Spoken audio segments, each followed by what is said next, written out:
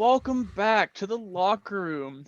Once again, hosting you guys, your lovely faces, Gregory Law, and my two co-stars here, my personal little henchmen's here, Tyler Croome and Chris Penner. How you guys doing today? My Uh, bench warmers. doing pretty good, man. How you doing, guys? Hey, per usual, dream is being living right now. So there's no complaints. So hey, let's get into it today. Yeah, Let's rock and definitely here roll. for sure. Got a couple things for you guys today. We're going to be talking about the firing of Claude Julien, and how that's going to look. We also have the Nashville Predators, how they're kind of just underperforming right now, and how they're kind of just lackluster, and which direction we think as a group they should go. After that, of course, we got our typical fantasy hosted by Yo Man, Chris, and then we got some trivia today. We got probably a couple more questions than last time, and see if Tyler can stop his flop that he's had, especially after last week. And I looked as bad as the Detroit Red Wings last week. Holy cow. Fair enough. Kidding. So what do you guys think about the firing of Claude Julien? I'm going to let Chris start this off. Yeah. I'm gonna keep silent for this one. Yeah, no, I think it was. I talked with one of my good buddies who's a Canadians fan, and let's just say we were both in the same boat. We were both kind of shocked by it. And you look at Montreal's situation; they're currently 9-5-4, which honestly isn't a bad record That doesn't sound bad at all. No. considering looking at their roster, what they have. They don't have that necessarily, big time star player that say the Leafs have or whatnot. They're just an overall deep team who can, roll four lines and try to beat you that way, which will work. And I think it'll work in the playoffs too. So I think the Fire was a little bit of a surprise, especially in the shortened season and with them not playing, that bad. Yes, they were on a bad stretch there.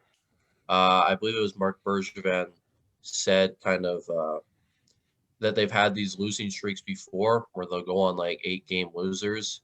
And he kind of just didn't want that to happen again, especially in the shortened season. So he decided to, pull the plug right away. Do I agree with the decision? Honestly, not really. I think Montreal is still in an okay spot, and I think they would still be in an okay spot to make the playoffs with Claude Julien as their coach. The only thing I can see besides looking at, just the strictly hockey aspect of it is if there was locker room issues and identity issues within that locker room that I think would cause this change to happen. Yeah, definitely for sure. Yeah. Honestly, I am also a little surprised by it, but I'm not entirely against the decision. I think because Montreal's trying to get younger. They're trying to really develop that core. I think Ducharme's the guy that can do that. I think Ducharme's a really good fit for the way that they want to go. So I'd like to see where that goes. I know Kotkaniemi had a really good start, and then he kind of fizzled off. Same with Suzuki. So maybe having Ducharme running the ship, maybe they're going to spike up and play, and they're going to feel more comfortable, maybe given a little bit more opportunity. And also within that move, they've also brought up Alex Burrows to be an assistant coach. I really like that move. I love Alex Burrows. I think he's a class act guy. And his path to NHL was extremely hard. And he proved that he could pull it off, and he did it humbly. Yeah. And I think that's a guy that I would want with my team, being an influence in the room. Yeah, that former player influence in the room is something that I think a lot of people overlook. Yeah, that's true. I really like having those former players in there because they know exactly what's going on in these situations because they've all been there, they've all done that, right? And you get some of these coaches who are they've just coached their whole lives or whatever, haven't played the game much. They can't relate on that man-to-man level as some of these former players like Alex Burrows. So I think that, bringing him up and bringing him as an assistant coach is an extremely good decision. We'll see what Ducharme could do.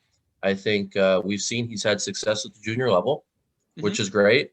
We'll see if he can translate that to the pro level, because he's kind of got that roster, like Tyler, you said, that can fit what he wants to do and fit the type of players he's already kind of dealt with before. So I think overall, it could work out very well, or it could backfire and they could keep playing the way they are. Yeah. I don't know, but I still think they're in an okay situation, regardless.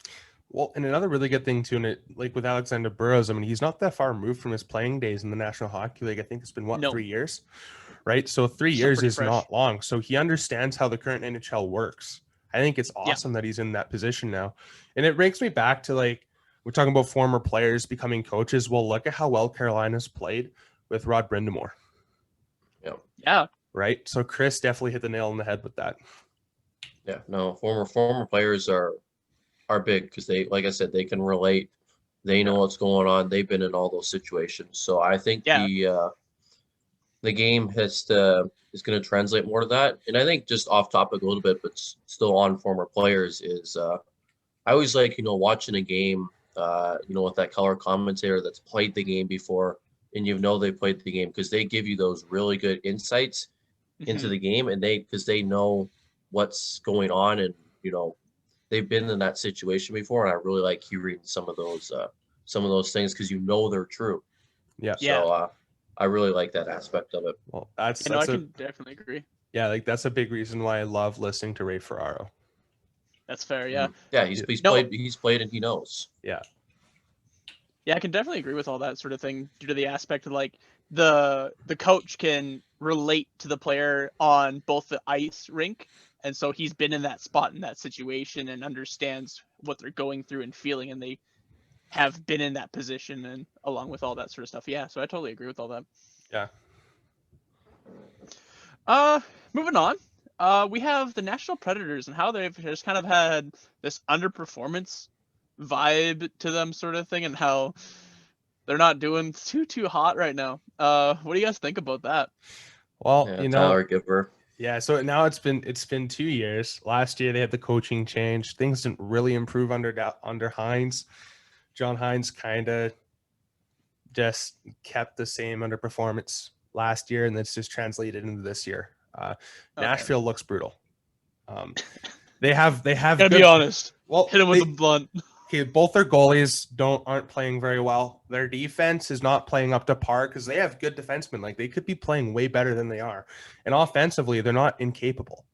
But but most of the games right now, they look incapable. Like, I don't know if that's a locker room problem. I don't know if they have too many big personalities, and there's an inability to gel. I'm not sure what it is, but I'm not liking it. I think you're an organization that can't afford to be mediocre.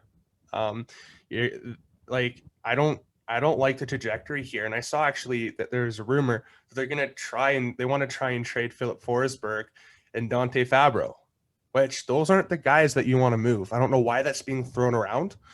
Fabro's awesome, and he's only 21. You should want to build with Fabro. I think it's ridiculous. And Philip Forsberg's your best player. What the hell? So I'm gonna let Chris dive in a little bit more, but just the initial response for me for that, that's not a good sign if that's what's being tossed around. Man's throwing in the team. Yeah. Yeah, no, it's interesting to look at, because you don't want to toss out Dante Fabro's. You're going to be your future on the blue line. So why would you trade that? Why would you trade your best forward? That doesn't make any sense. No. But yeah, you look at that Nashville team, and they're all really underperforming. I looked at the stats, and I think only 3 guys are above 0 for plus minus, and they're none of their star players. No, they're all like fourth liners, guys who are in and out of the lineup. And with that kind of team, they have the talent. Like, Roman Josi is not playing up to that, Norris caliber that he did last year. So I think there's some moves to be made, because I remember last year just hearing about it. It's like Duchesne, Johansson, they're making these big bucks, and they just don't do anything. They don't do shit. So, and you can't have that, weighing down your team so much. And I think they need to go in one direction or the other. I think they either need to get rid of some of these guys and try to get younger and build for the future, or make, say, a coaching change, a culture change with the Predators, and try to go add some guys and see if they can turn it around. Yeah. You can't just keep sitting in the middle and trying to win that way when there's clearly a problem with the current core you have. And see where I sit on that is they've already tried the coaching change and they messed it up. Yeah. Right? They got rid of Laviolette and brought in Hines. They could have brought in anybody at that point. There was lots of coaches available, and they're like, yes, we're gonna bring in John Hines, who literally He's the man. He literally tanked the New Jersey Devils and was one of the guys that I believe drove out Hall.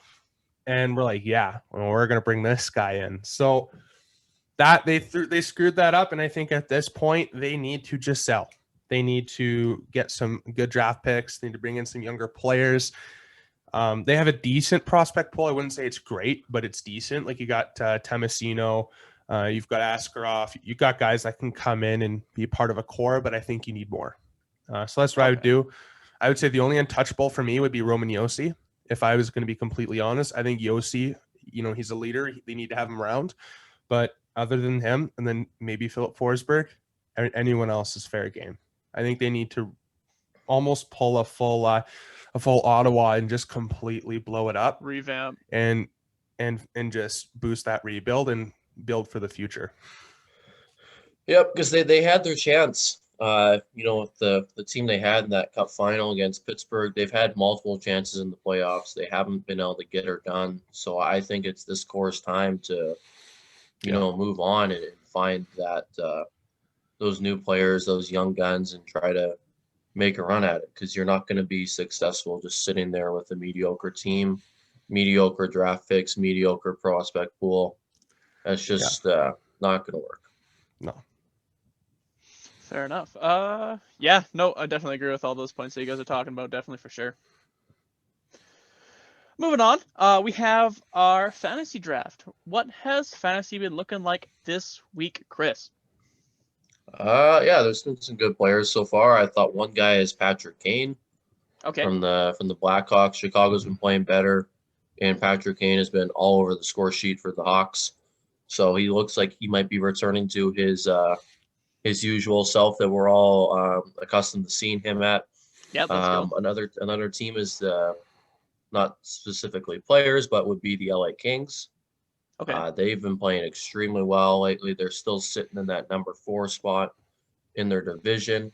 Yeah. And it's guys like, Dustin Brown, who you would think are kind of at the end of their career. Is Dustin Brown's had a kind of a resurging to his career here this season. So I've really liked what I've seen from him and the entire LA Kings squad.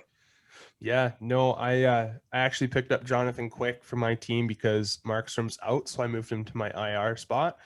And I think Jonathan Quick's just been really, really fantastic in this stretch. The Kings have looked really good. Jeff Carter's another guy too. He had a hot start, fizzled off for a bit, but now he's heating up again. So I'd keep an eye out for Jeff Carter too. And also just to keep note, I think the Oilers are now 10-2 or something like that in their last stretch of games. So something like that. So if guys like Puljujärvi or Bouchard, even Koskinen or Smith, like if these guys are on your free agent list, I think you should maybe take a gamble on them. They're winning. Yeah, fair enough. I'd say Puljujärvi for sure. I think I've watched him play enough, and I think he's really got that staple on that top line with McDavid. He looks extremely comfortable. He looks like that, 4th overall pick that he was in his draft class. He's starting to really look like that. He's using his size more. He's still got that excellent shot that we obviously seen in the World Juniors. Well, and he's starting to plant himself where he can get the goals too. Like that's what I really noticed. He's finding the net, and if he's got McDavid feeding him, he's gonna get he's gonna get good goals. So that could be a shot in the dark for sure for Edmonton, but we'll have to see what that brings. If they can keep it up, you go after those guys, and I think take a gamble on them regardless of their success. But those are the guys, and also another one is Nick Backstrom from the Capitals. Yeah, he's been on the score sheet just about every night too at multiple point games from Washington. And definitely for sure. Also, stay away from anyone from San Jose. Yeah, no kidding. I've seen in my fantasy pools, Timo Meier has been dropped way too many times. People are getting fed up with him. Which I want to kind of talk about that for a little moment. Like, talk about that. Like Timo Meier along with Tomas Hertl were like pretty big prospects for the Sharks at one point, and now they've really kind of just panned out to be pretty average NHL players. No, no, they have. Like, You're right. I don't understand how that happened. It's crazy. What happened? Playing in San Jose, I guess that'll do it to you. I don't know. Get wrecked. Don't go to San Jose. Don't go to San Jose, whatever you do. Stay away. All right, fair enough. Thank you, guys. Trivia time. Who's coming out on top today? I'm Went it off on a very hard. I'm gonna keep my Ready? mouth shut. I'm gonna keep my mouth shut. My mouth, yeah. I'm going 5 for 5 today. What, win like 2 for 5? 1 for 5? 1 for 5. We ended off on a pretty hard question with the identical twins, the Vancouver Canucks. That was a very hard question, but it is what it is. It is what it is. All right. So we'll start off with the next question here. Is who was the first emergency goalie in the NHL history to win a game? David Ayres, Joe Schaefer, Scott Foster, or Lefty Wilson? Well, I believe it's David Ayres to actually win a game, but I believe Scott Foster, I believe he held on to a lead, so I don't think he officially got a win with Chicago. Right. So I think it's Ayres. Yeah, I think you're right with Ayres. You guys are both correct. On February 22nd, both the Carolina Hurricane goaltenders, James Reimer and Peter Mrazek, Yeah, you got it. they were injured during one game against the Maple Leafs. After signing a one-game contract to the NHL, the 42-year-old David Ayres entered the game as emergency goaltender. He allowed goals on the first 2 shots he faced before stopping the next 8 shots on goal, along with a recording 1 shot on goal to help seal a 6-3 win for Carolina over Toronto. The team whose minor league affiliate he worked for as a Zamboni driver and maintenance man, according to the Sports Illustrated. He also became the oldest goalie to win a regular season debut and stayed on the ice for 28 minutes and 41 seconds, clocking the longest time in a game for an emergency backup. I think that's probably the most iconic thing that I've seen happen to the Leafs. They're always accustomed to like the big memes and stuff, but that was just so classic. And it was the 1-year anniversary on Monday, and on Monday they also got shut out by another guy named David Riddick from the Flames. So I think that's put the salt on top for sure. just all the salt. And actually, Disney is going to be making a movie with David Ayres now too. Yeah, I was hearing about that. Yeah, it's pretty cool. I think that's going to be awesome. It's going to be the new Mighty Ducks movie. Oh, maybe. Maybe. All right. Who holds the NHL record for the most points in a single period? Daryl Sittler, Wayne Gretzky, Brian Trottier, or Sam Gagner? Sam Gagner, not Gagner. Sam Gagner. What was the question again? Who holds the NHL record for the most points in a single period? Well, it's gotta be Gretzky. I'm gonna go Daryl Sittler. New York Islander Brian Trottier scored an NHL record 6 points with 4 goals, 2 assists in a single period against the New York Rangers on December 23rd, 1978. He finished the game with 8 points, 5 goals, 3 assists. How does Wayne Gretzky not hold that record? I thought it was Sittler because of his big 10-point game. I thought maybe he had one period that was really big, but I guess that's fair. I guess not. That's kind of why I went with him. Yeah. Here's probably an easy one. What is the Vegas Golden Knights mascot? Is his name Chance? Yeah. His name's Chance. You're correct. But what is he? Oh, what is he? Yeah, what is the Vegas Golden Knights mascot? A golden turd. Isn't he Well, I like know a- he's got like that that yellow blockish head. Is he like a turtle? Is he maybe like a lizard or something? Like a desert lizard? I don't know. I'm Or gonna give you- this one to Tyler here, and it's the Gila Monster. I'm close. Let's Chance go. the Gila Monster. Okay. That's whack. I would know. I didn't even know that was Yeah. a thing. So No. Fair enough. And it's pronounced Gila, the Gila Monster. Gila. Yes. It's a venomous lizard native to the desert areas in the southwestern United States. According to the team website, most Gila monsters live in seclusion for their whole lives and have little interaction with the outside world. But when Chance learned that major professional hockey was coming to Las Vegas, he emerged from his underground burrow at the Red Rock Canyon and made his way to the city National Arena in Summerlin to see what all the excitement was about. Like many newcomers to the sport, he fell in love with hockey and the Golden Knights. hey, fair enough. Mhm. Which Avalanche player broke the Red Wings center Chris Draper's jaw in Draper? Draper. Draper. Draper. Chris Yeah. Draper's jaw in Game 6 of the 1996 Western Conference Finals. Was it Claude Lemieux, Adam Deadmarsh, Valerie Kamensky, or Chris Simon? Was it Deadmarsh? Who was the first guy again? Claude Lemieux. He was a feisty guy. I'm leaning between Claude Lemieux and Deadmarsh. Yeah, give me Claude Lemieux. I'm going Deadmarsh. Avalanche right winger Claude Lemieux Fuck. checked Draper from behind, driving his face into the boards. The hit sent Draper out of the game and into the hospital with a broken jaw, shattered cheek, and orbital bone, which required reconstructive surgery involving his jaw, being wired shut, and numerous stitches. The Avalanche would upset the Red Wings in 6 games, eventually winning the Stanley Cup.